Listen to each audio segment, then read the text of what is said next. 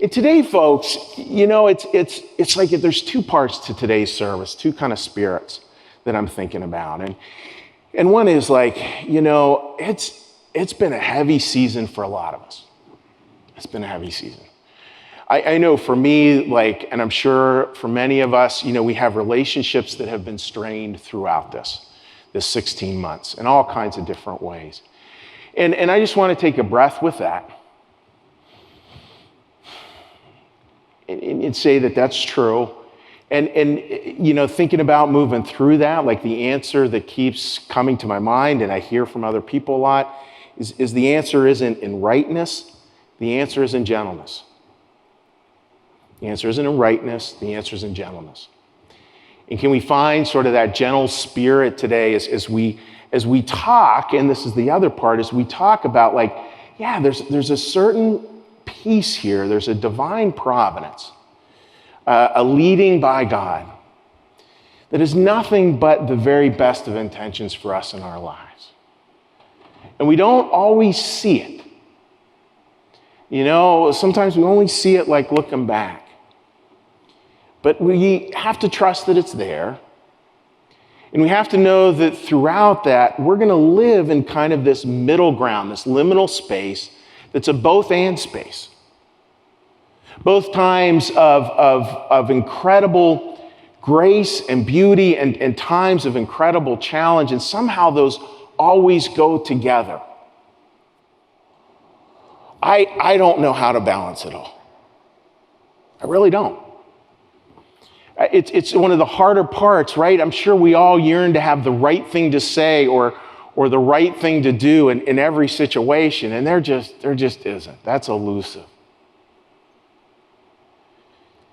And I think faith is about, like in the story of faith, how we're writing this story between these two poles is knowing, I don't know how to balance it, but my story of faith is that God does. That the Lord can. And it's his unceasing endeavor to do just that.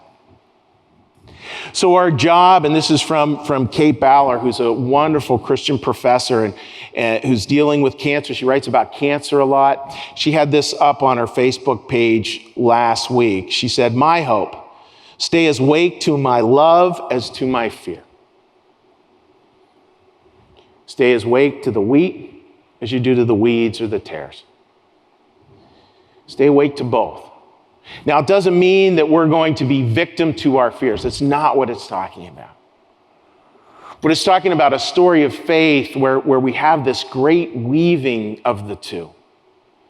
Understanding that our life will have both. I think maybe a way we can look at balance is like this.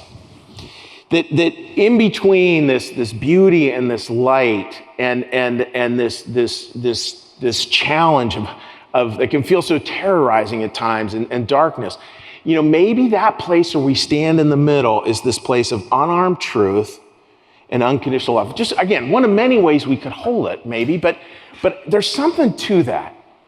There's something about, all right, God's got to have the balance because I can't.